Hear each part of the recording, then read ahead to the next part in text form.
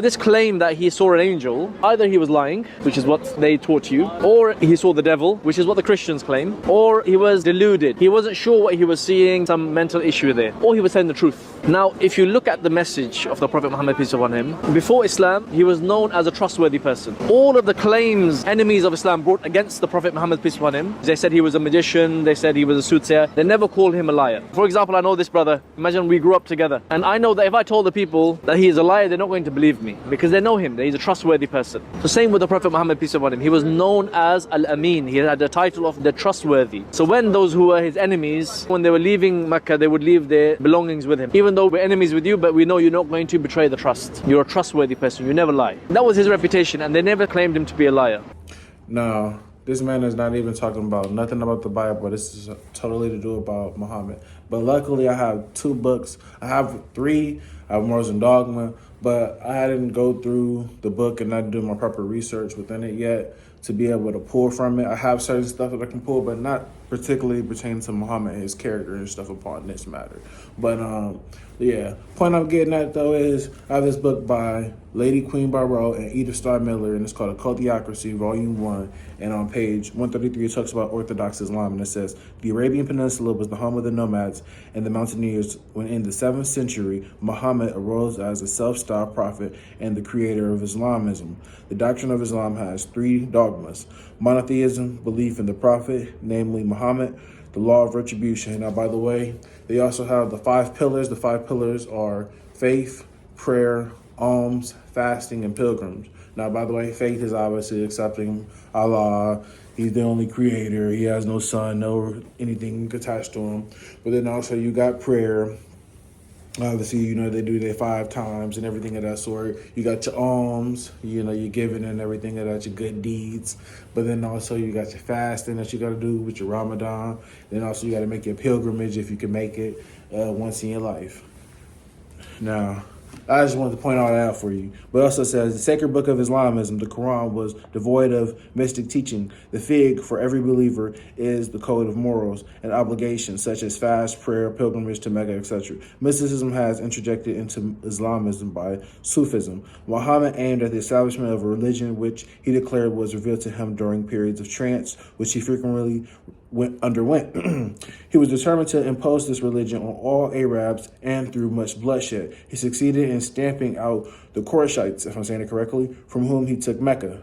The death of Muhammad was the signal for disruption among his followers and innumerable divisions, both political and religious, from the history of the Arabs during their periods of conquest, which began immediately after the death of Muhammad during the Caliphate of Omar, 634 through 644. Now, I have this other book. Everybody should know it by now.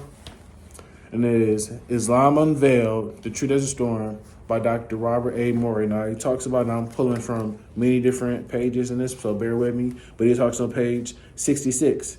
Talks about his early visions and everything of that sort. And it says this: according to the biographers and early Muslim traditions, there were no outstanding achievements accomplished by Muhammad. He was a normal Arab boy who enjoyed talking with those who traveled in the caravans. He loved to explore the desert, and particularly the caves. The only thing that was unusual with his childhood was that he began to experience religious visitations, if that's what you want to consider it. Now, it also says this: according to early Muslim traditions, the young pagan Muhammad experienced miraculous visions.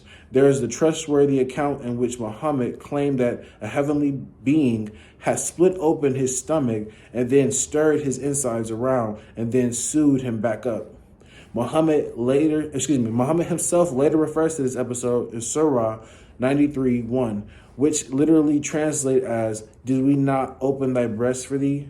While the early Muslim writers, including the relatives of Muhammad, placed this in Muhammad's youth, later Muslim apologists, out of embarrassment, have tried to move it to a period after his call to be a prophet. But the historical evidence is entirely against this move.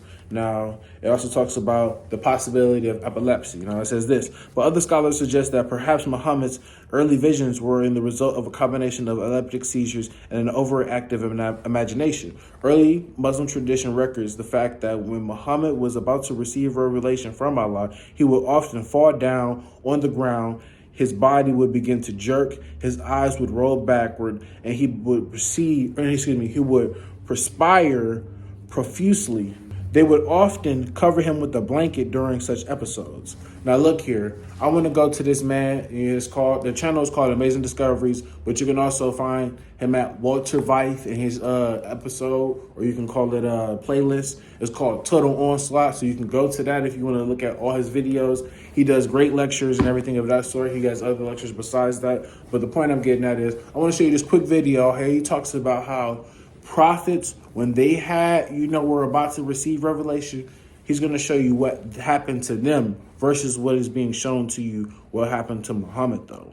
Interesting point. And then there's something that's very interesting. A true prophet will exhibit definite physical signs when in vision. Now let's read that. The prophet's eyes are open during a vision. He has said, which heard the words of God, which saw the vision of the Almighty, falling into a trance. The King James Version has in cursive writing, which means it is included, it's not in the original Greek text. So, falling, but having his eyes open. Numbers 24, verse 4. If you take the New King James, it's a pretty good translation of the original text. The utterance of him who hears the words of God, who sees the vision of the Almighty, who falls down with eyes wide open. So that's one of the physical attributes. The prophet falls down and has the eyes wide open. Now if you take the NIV, then you're in trouble. The oracle of one who hears the words of God, who sees a vision of the Almighty, who falls prostrate, and whose eyes are opened. That's not what the original Greek text says. The Greek text says his eyes are open. Here it can be spiritualized away. So again, with the modern translations based on the Westcott and Hort text, you cannot use them for doctrinal purposes. So let's stick to what the King James and the New King James says. That's one of the attributes of a prophet. Important that we stick to the detail, the letter of the law. Second point of this physical attribute is a true prophet falls down, has no strength, is then strengthened, has no breath even while speaking, whilst in vision. Now that's a tough act to follow. That's a very tough act to follow, because only God has life in him and can give life to his prophet while he's speaking without breathing. Well, let's have a look at it. Daniel 10, 7 to 18. That's why some very modern Bibles will remove the whole of Daniel chapter 10. They don't like it. And I, Daniel, alone saw the vision. There remained no strength in me. Daniel's strength was taken away. I kept no strength. When I heard the voice of his words, then I was in a deep sleep on my face. So where was he? Down. Nor is there breath left in me. There's no breath in him.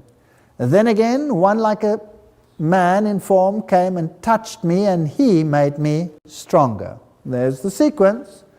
So the prophet has no strength, prophet falls down, prophet has no breath in him, and then someone raises him up and he becomes stronger. How strong does one tend to become when God touches you with strength? Kind of strong. How strong was Samson when God touched him? Well, imagine this. He caught a lion in midair and pulled him into two pieces. That's pretty strong. Can you imagine doing something like that? Or he went to the gates of the Philistine city and picked up the gates, including the posts that were attached to it, and ripped the whole foundation out of the floor, lifted it up, ran up a hill, and plonked it on top of a hill. Wow, that's pretty strong. Have you any idea how huge those gates were in the old days, plus the foundations and everything that goes with it? Pretty strong. Okay. Now, also, we must take into consideration to the fact that on page 68, it also says this. What must be remembered is that in the Arab culture of Muhammad's day, epileptic seizures were interpreted as a religious sign of either demonic possession or divine visitation. So we got to take that into consideration, people. I also want to go to page 70. It also talks about this.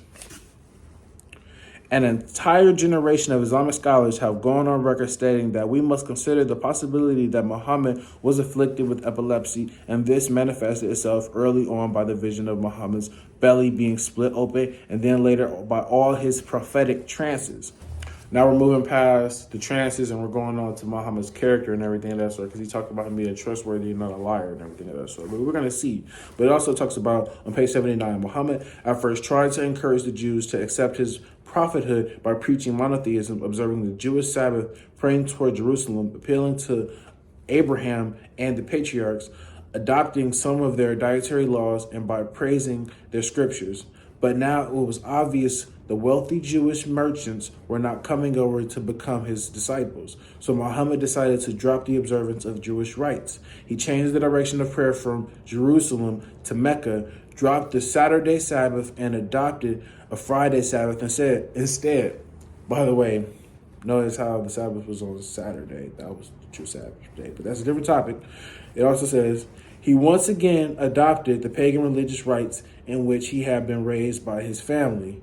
But this was not all. It was at this time that Muhammad began killing Jews. At first, he would send out assassins to kill individual Jews, and then later on, he would attack Jewish settlements. This was a financial reason as well as a religious one for his attacks on the Jews. Some of the Jewish settlements were centers of the gold and silver trade, and by conquering such places, great wealth could be obtained quickly. The Encyclopedia Britannica points out, when he discovered their military incompetence, he appears to have been, unable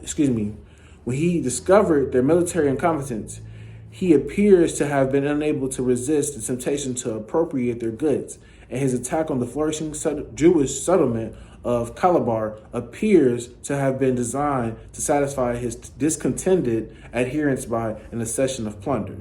Now look here. I'm also going to go to page 81, and this talks about his triumph over Mecca. But look here, it's some interesting information, because he said he said that Muhammad is not a liar. But look here, though. It talks about his final triumph over Mecca.